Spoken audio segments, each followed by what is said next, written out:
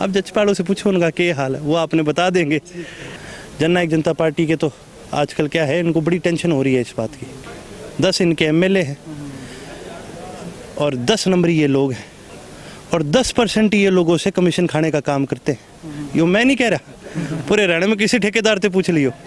New Durga jewellers Sirsa, खारिया वाले प्रभुजी सोनी व पीली मंदोरी वाले सज्जन सोनी का भारत सरकार द्वारा मान्यता प्राप्त मशहूर hallmark jewellery showroom new Durga jewellers Parshuram Chowk Sirsa. अधिक जानकारी के लिए संपर्क करें 9813932001 या 9466697217।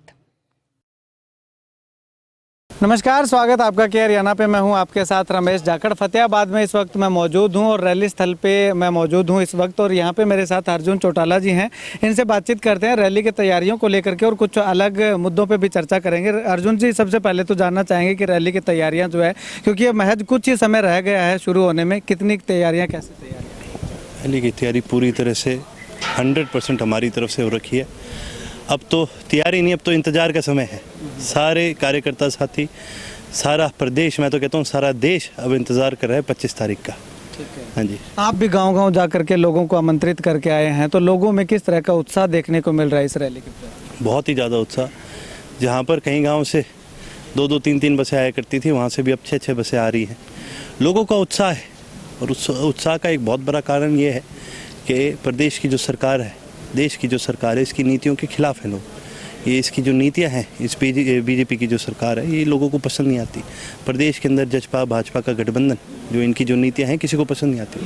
लोग विकल्प के तौर पर आज के दिन सिर्फ और सिर्फ हरियाणा प्रदेश में इंडियन नेशनल लोकदल को देखते हैं, क्योंकि उनको इस बात का विश्वास है कि बड़े चौधरी साहब जननायक चौधरी देवीलाल जी की विचारधारा पर अगर सही मायने में कोई चल सकता है, उनकी नीतियों को सही तरीके से कोई इम्प्लीमेंट कर सकता है हरियाणा प्रदेश के अंदर, तो चौधरी ओम प्रकाश चौटाला हैं, चौधरी अभय सिंह जी हैं। लोग अगर परेशान हैं इस सरकार से, तो ज़्यादातर कौन से मुद्दे को लेकर के परेशान दिखाई दे रहे हैं? क्योंकि गांव-गांव गए हैं, लोगों ने आपको समस्याएं बताई होंगी। एक तो सबसे ज्वलंत मुद्दा चल रहा है नशे का, चिट्टे का जो है वो पूरे इलाके के अंदर, सिरसा जिला की बात करें तो बहुत सारा नशे का खेल चल रहा है। तो इसको लेकर के, विकास कार्यों को लेकर के भी खफा दिखाई दे रहा है। आप तो आज के दिन किसी ज़िले में चले जाओ, किसी हल्के में चले जाओ और किसी गाँव में चले जाओ, कोई ऐसा गांव जिला हल्का नहीं मिलेगा जहां पर लोग इस सरकार के खिलाफ धरने पर ना बैठे हों। ये अपने आप में इस सरकार के मुंह पे एक थप्पड़ देने का काम है, जहां पर इतने ज़्यादा बड़े पैमाने पे लोग आज इस सरकार से खफा हैं। ना केवल नशे पर, एजुकेशन को लेकर के, एम्प्लॉयमेंट को लेकर के बहुत सारे ऐसे मुद्दे हैं जिनसे आज लोग खफा हैं। गाँव में स्कूल बंद करे जा रहे हैं। जहाँ नशे को रोकने की ये बात करते हैं मुख्यमंत्री साहब, प्रधानमंत्री जी कहते हैं कि नशे से बचो, नशे से घर उजड़ जाते हैं। इनकी चाय ने तो सारे देश को उजाड़ दिया। लोग आज के दिन पूरी तरह से खफा हैं। आप स्कूल्स की बात करो, कितने प्राइमरी स्कूल ऐसे हैं, कितने सेकेंडरी स्कूल ऐसे हैं जिनको बंद ही कर दिया। जहाँ पर 150 बच्चे थे, 200 बच्चे थे, वहाँ पर स्कूल को बंद कर दिया। वहाँ पर अगर कोई टीचर बचे हैं तो 1 या 2 टीचर बचे हैं, वो भी बेचारे, कोई पीटीआई का टीचर है, कोई संस्कृत का टीचर है। तो बच्चे जब तक विज्ञान गणित नहीं पढ़ेंगे तो उनके आगे बढ़ोतरी कैसे होगी? उसके अलावा सारे हरियाणा के अंदर, खास करके इस इलाके के अंदर कितने लोगों की फसलें ख़राब हुई हैं। ना तो बीमा की जो कंपनियां हैं वो तो बीमा देने से इनकार कर रही है, ना सरकार कहीं स्पेशल गिरदावरी करने का काम कर रही। तो एक तरफ तो लोगों की एजुकेशन ख़त्म हो रही है, दूसरी तरफ लोगों के परिवार उजड़ रहे हैं, और तीसरी तरफ लोगों की जो आमदनी के साधन है वो ख़त्म हो रहे हैं। तो लोग कहाँ जाएंगे? लोग तो सरकार से थोड़ा नहीं, मैं तो कहता हूँ बुरी तरह से परेशान है। पूरे हरियाणा के साथ साथ पूरे देश की नज़र इस 25 सितंबर की रैली पे रहेगी। चर्चा ये चल रही है कि एक तो इनेलो जो है वो अपना शक्ति प्रदर्शन इस रैली के माध्यम से करने जा रही है, दूसरा तीसरे मोर्चे के गठन की भी चर्चाएं चल रही हैं। तो क्या लगता है आपको, दोनों ही बातें सफल हो पाएंगी? सफल होंगी, और किस प्रकार से होंगी वो आपको कल पता चल जाएगा। ठीक है। हाँ जी। मुख्य वक्ता जो है वो इस रैली को संबोधित करने के लिए कौन कौन आ रहे हैं? हमारे कई वक्ता आ रहे हैं। बड़े चौधरी साहब के कई पुराने साथी हैं, चौधरी ओम प्रकाश चौटाला जी के कई पुराने साथी हैं, जो पुराना जनता परिवार था उसके कई साथी हैं, तीसरे मोर्चे के कई साथी हैं, सारे देश भर से आ रहे हैं। और सबका एक ये मानना है कि भी आज के दिन इस देश के अंदर जो भाजपा की जो सरकार है इसके खिलाफ एक स्ट्रॉन्ग ऑपोजिशन बननी चाहिए। कांग्रेस से लोगों का विश्वास उठ गया, क्योंकि इनके आपस की जो फूट है, इनके आपस की जो लड़ाई है, यही चीज़ इस पार्टी को लेकर डूब गई। तो लोग आज विकल्प के तौर पर, लोगों का मानना है कि भी जो भी बड़े चोई साहब की नीतियों पर चलेगा, उनके विचारधारा पर चलेगा, वही उनको सही आज के मायने में उनको लगता है कि भी सही मायने से प्रदेश के अंदर, देश के अंदर वो विकास लेके आ सकते हैं। तो ना केवल हरियाणा प्रदेश की बल्कि पूरे देश की, जैसे कि आपने बोला, सबकी नज़र इस रैली पर है और आवश्यक तौर पर आप मान करके चलो एक बड़ी राजनीतिक क्रांति होने जा रही है।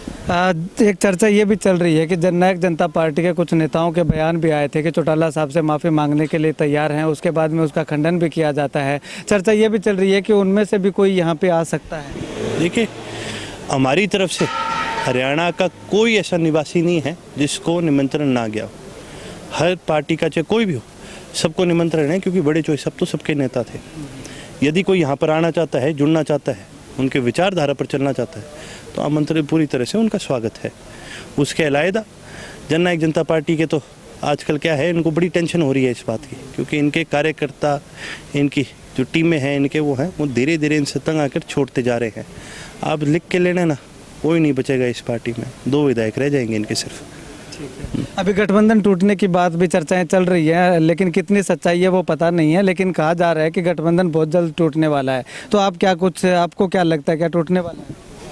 आवश्यक तौर पर ये 10 विधायक हैं, 10 इनके एमएलए हैं और 10 नंबरी ये लोग हैं और 10% ये लोगों से कमीशन खाने का काम करते हैं। यो मैं नहीं कह रहा, पूरे हरियाणा में किसी ठेकेदार से पूछ लियो, ये सच्चाई है और लोग इस चीज़ से खफा हैं। मैं नहीं कहूँगा, आप पूरे प्रदेश में किसी से पूछ लेना, ये जो जननायक चौधरी देवीलाल का नाम लेने वाले ये लोग हैं, इनसे पूछना बड़े चोई साहब ने किसी से कभी 10% लिया?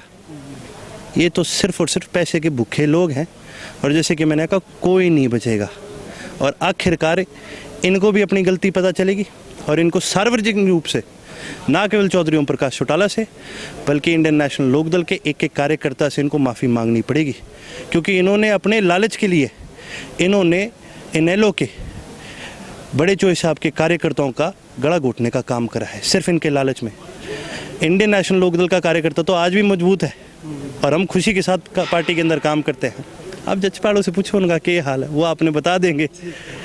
ये तो छोटे से काम खातिर भी जावे तो भी सीधा ये तो जजपाले पहले हिस्सा मांगेंगे 10% का कि इतना दो हमने। ये कौन से किस तरह का लोकलाज है ये? बड़े चोई साहब हमेशा क्या करते थे, लोकलाज लोकराज से चलता है। यानी जब तक आप लोगों के बीच में नहीं जाओगे, लोगों के बीच में रहोगे नहीं और लोगों के साथ मिल करके सार्वजनिक काम नहीं करोगे, आपको लोग नहीं पसंद करेंगे, चाहे कुछ कर लो। अंत में एक सवाल करूंगा, लोगों से, जो कार्यकर्ता हैं, चाहे वो चौधरी देवीलाल की नीतियों में विश्वास रखने वाले हैं, उन तमाम लोगों से आप क्या अपील करना चाहते हैं? देखिए, मैं तमाम सिर्फ बड़े चोई साहब की विचारधारा को मानने वाले लोगों को नहीं, मैं तमाम हरियाणा प्रदेश की सारी जनता से, सभी युवा साथियों से, महिलाओं से, बड़ों से, सबसे मेरी तो यही अपील है कि आने वाली इस 25 तारीख को कल आप ज़रूर यहाँ पहुँचने का काम करें और एक जो पूरे देश के अंदर एक जो राजनीतिक क्रांति हो रही है उसका एक हिस्सा बनने का काम करें और अपने प्रदेश के अंदर जैसे लोक लाज चला करता था, लोक लाज से रोक लाज चला करता था, उस प्रकार की एक वापस सरकार बनाने का काम करें। शुक्रिया अर्जुन जी बातचीत के लिए।